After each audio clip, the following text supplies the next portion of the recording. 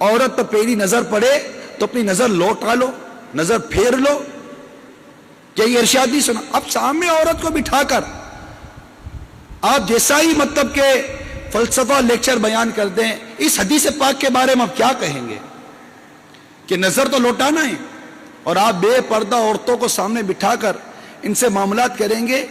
یہ شریعت پہ کیسے جائز ہو جائے گا؟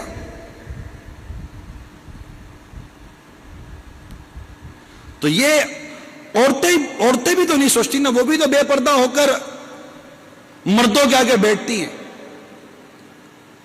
دعوتوں میں جائیں تو پہلے تو بیچ میں کو قناتیں لگتی تھی، بیچ میں کو پردے کی ترکیب ہوتی تھی، زبردست ترکیب ہوتی تھی. اب تو بالکل ختم ہو گئی. بلکہ بعض تو ایسی اطلاعات ہیں کہ اب تو پہلے کو ایجوکیشن نے ہمارا مطلب بیڑا غرق کیا، اور اب کو ویڈنگ سیریمنیاں ہو رہی ہیں. یعنی کہ اب دعوتوں میں بھی جو گول ٹیبلیں لگتی ہیں اس پر بھی بہت زیادہ خود کو ترقی یافتہ کہنے والے لوگ اب ان کے خاندان اور گھروں کی عورتیں مرد اور سب ایک ہی ٹیبل پر بیٹھتے ہیں، کھاتے پیتے ایک ہی ٹیبل کے اوپر. عورتیں مردوں کے حصے میں آ رہی ہیں، مرد عورتوں کے حصے میں جا رہے ہیں، رشتہ دار آ رہے ہیں، رشتہ دار جا رہے ہیں، اور گھر کے بڑے بزرگ کھی کر کے ہنس رہے ہوتے ہیں. کیا اس کو ترقی کہتے ہیں؟ اگر آپ ترقی کا نام لیتے ہیں کہ مغرب نے ترقی کر لی، کیا ترقی کی؟ ذرا ہمیں بھی تو بتائیے کہ وہ کیا ترقی ہے. کیا یہی ترقی ہے کہ جناب گھر میں نیم اڑیانی فلمیں چل رہی ہیں کہ اس کا نام ترقی ہے؟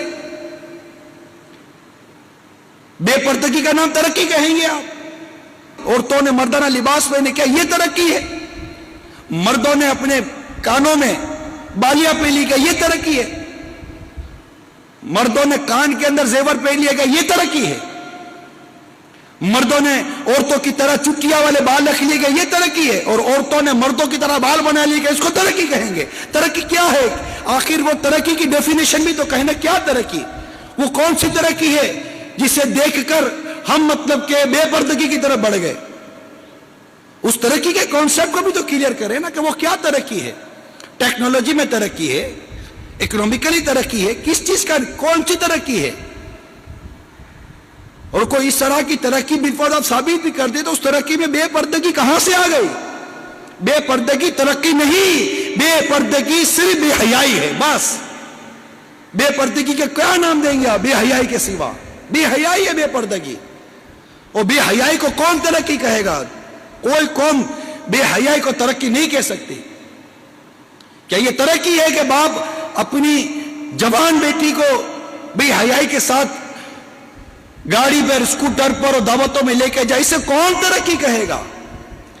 مرد بے پردہ عورتوں کے ساتھ بیٹھ کر گفت و شنید کرے، اسے کون ترقی کہے گا؟ پھر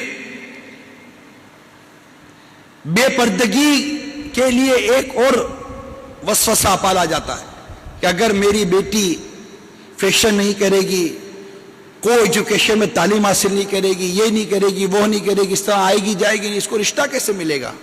یہ سوچ غلط ہے.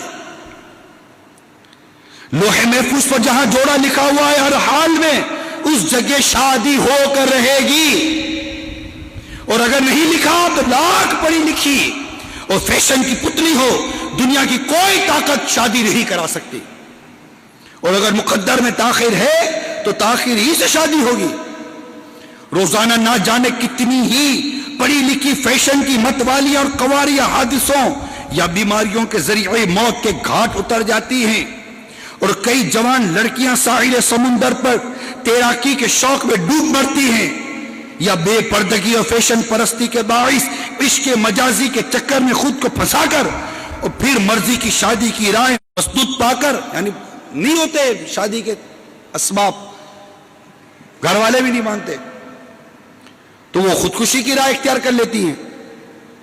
ہرگز یہ باطل سوچ نہیں رکھنی چاہیے کہ بے پردگی اور فیشن پرستی وغیرہ گناہوں کے ذریعے، گناہوں کے ذرائع استعمال کریں گے جب